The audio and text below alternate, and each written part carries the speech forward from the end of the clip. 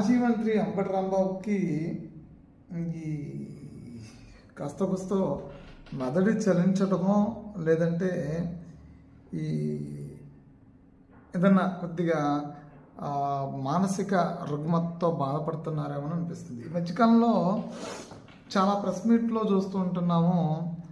ఆయన ఏదో మాట్లాడాలనుకుంటున్నాడు కానీ ఇంకేదో మాట్లాడుతున్నాడు. మరి ఏం మాట్లాడుతున్నాడో అర్థం కాదు.